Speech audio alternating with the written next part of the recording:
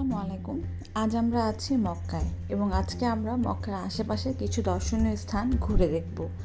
এখন আমরা যাচ্ছি জাবালে সুর নামক পাহাড়ের সেখানে, এবং আমরা সকলেই হয়তো জানি জাবালে সুর হচ্ছে সেই পাহাড়টি যেই পাহাড়ে মহানবী সাল্লাল্লাহু আলাইহি ওয়াসাল্লাম মক্কা থেকে মদিনা হিজরতের সময় ওনার সঙ্গে আবু বকর রাদিয়াল্লাহু তাআলা আনহুকে নিয়ে এখানে আশ্রয় নিয়েছিলেন। তো আমরা জাবালে সুর পাহাড়ের নিচে চলে এসেছি এবং এখানে অনেক মানুষ ছিলেন যারা পাহাড়ের উপরেও উঠছিলেন, কিন্তু আমরা পাহাড়ের উপরে উঠিনি। আমরা নিচে দাঁড়িয়ে কিছু সময় কাটালাম, জিয়ারত করলাম, আল্লাহর কাছে দোয়া করলাম এবং এখান থেকে আমরা চলে যাব জাবালে রহমতের উদ্দেশ্যে। জাবালে রহমতের হিস্ট্রি হয়তো আমরা অনেকেই জানি। এটাকে আরাফাতের পাহাড়ও বলা হয়ে থাকে। এই জাবালে রহমতেই বিবি হাওয়া এবং হযরত আদম আলাইহিস সালাম মিলিত হয়েছিলেন 1000 বছর পরে এবং আল্লাহর কাছ থেকে ক্ষমা পেয়েছিলেন। সো এটাকে ক্ষমার পাহাড়ও বলা হয়ে থাকে এবং হজের সময় এই পাহাড়ে অনেক মানুষ আসেন এবং এটা একটা খুবই সিগনিফিকেন্ট জায়গা। সো আমাদের যিনি ড্রাইভার ভাইয়া ছিলেন আনোয়ার ভাই, উনি একজন পাকিস্তানি ছিলেন। উনি আমাদেরকে প্রত্যেকটা জায়গা ঘুরে দেখিয়েছেন এবং প্রত্যেকটা জায়গার হিস্ট্রি খুব সুন্দর করে বলছিলেন। তো উনি সাথে থাকাতে আমাদের জন্য আসলে আরও ভালো হয়েছে। আমি প্রত্যেকটা জায়গা খুব ভালোভাবে দেখতে পেরেছি। মুজদালিফা, মিনা এবং আরাফার যে ময়দান ঠিক সেদিকে যাব বলে আমরা গাড়ির দিকে যাচ্ছিলাম এবং রাস্তায় কিছু এরকম ছোটো ছোটো দোকানের মতো ছিল। সো এখানে যেতে যেতে উনি আমাদেরকে সব হিস্ট্রিগুলো সুন্দর করে শোনাচ্ছিলেন। আর এখানে যাওয়ার সময় পথিমধ্যে ডান পাশে আমরা দেখতে পেলাম হচ্ছে মক্কা ইউনিভার্সিটি। যে মিনারের মতো দেখছেন সেটাই হচ্ছে মক্কা ইউনিভার্সিটি। এরপর সামনের দিকে এগিয়ে আমরা আরাফার ময়দান, মুজদালিফা এবং মিনা প্রত্যেকটা জায়গায় ঘুরে ঘুরে দেখলাম। আমরা গাড়ি থেকেও নেমেছিলাম এবং কিছু কিছু ক্লিপ আমি আসলে হারিয়ে ফেলেছি, যার কারণে আমি এখানে অ্যাড করতে পারছি না।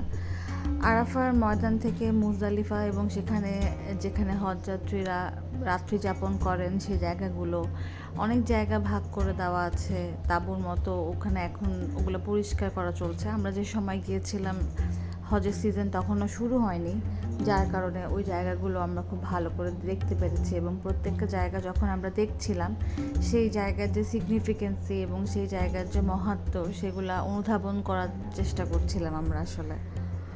আমরা জামারার সামনে গিয়ে নেমেছিলাম এবং শয়তানকে পাথর মারার যে জায়গাগুলো সেই জায়গাগুলো আমরা দেখেছি, কিন্তু আমি আসলে ক্লিপগুলো অ্যাড করতে পারলাম না। আর এখন সামনে যে যে জায়গাটা উনি আমাদেরকে দেখালেন, উনি বললেন যে এখানে একটা মিনার মতো করা আছে সামনে বাম পাশে উপরের দিকে। সেইখানেই নাকি সেই জায়গা যেখানে ইসমাইল আলাইহিস সালামকে কুরবানি দেওয়ার সময় আল্লাহ তাআলা তার তরফ থেকে দুম্বা হাজির করেছিলেন। সেই জায়গাটা উনি আমাদেরকে দেখালেন পাহাড়ের ঠিক উপরে, এবং জায়গাটাতে একটা ছোট্ট মিনার মতো করা আছে এবং আই হোপ আপনারা জায়গাটা দেখতে পাচ্ছেন। একদম ছোট্ট একটা মিনার মতো করা আছে। এখানে এই বাসগুলোতে করেও কিন্তু অনেক পর্যটকরা এসেছেন যারা বাহির থেকে আসেন ওমরা করতে। তারা এরকম গ্রুপ করে বাসে করে এখানে আসেন। প্রত্যেকটা জায়গার আসলে একটা আলাদা মহত্ব আছে, একটা সিগনিফিকেন্সি আছে। এই জায়গাগুলো যখন আমরা দেখছিলাম তখন আমার শুধু মনে হচ্ছিল যে এত বড় একটা পথ হাজিরা হেঁটে পার হন এবং সেই সময়কার যে ব্যাপারগুলো সেই জিনিসগুলো অনুধাবন করার চেষ্টা করছিলাম। তারপর উনি আমাদেরকে দেখালেন নেহরে জুবাইদা, যে ওই একটা হজ যাত্রীদের জন্য পানির ব্যবস্থা করা হয়েছিল। সো ওই জায়গাটাও আমরা দেখলাম এবং এখানে আমরা অনেকগুলো মসজিদও দেখেছি। সামনে আমি যে মসজিদগুলো দেখাবো, যেমন মসজিদে নিমরা, তারপর হচ্ছে মসজিদের মাশাক আল হারাম। এই মসজিদগুলো সারা বছর বন্ধ থাকে, শুধুমাত্র হজের সময় খোলা হয়। সেটাই আমরা দেখলাম এবং ওই জায়গাগুলোতে অনেকে নেমে ভিতরে যাচ্ছিলেন, কিন্তু আসলে মসজিদগুলো বন্ধ ছিল, যার কারণে আমরা আর নামিনি, আমরা গাড়ি থেকেই দেখেছিলাম। এখানকার প্রত্যেকটা জায়গাতে আপনি যখন যাবেন এবং সেখানে যখন আপনি সময় অতিবাহিত করবেন এবং চিন্তা করে দেখবেন যে ঠিক এই জায়গাটাতে হয়তো হযরত মুহাম্মদ সাল্লাল্লাহু আলাইহি সাল্লাম দাঁড়িয়েছিলেন, এখানে দাঁড়িয়ে উনি কিছু বলেছেন, এখানে কিছু করেছেন এবং আমাদেরকে কিছু করার নির্দেশ দিয়েছেন, এই অনুভূতিগুলো আসলে বলে বোঝানোর মতো না। আমি সব সময় দোয়া করি আপনারা যারা আমার ভিডিওটি দেখছেন তারা যেন হজ করার এবং ওমরা করার তৌফিক পান এবং এই জায়গাগুলো খুব দ্রুত ঘুরে দেখতে পারেন। তাহলে আসলে এই জায়গাতে যাওয়ার যেই একটা ফিলিংস, এই ফিলিংসটা আপনারা খুব ভালোভাবে আপনারা অনুভব করতে পারবেন।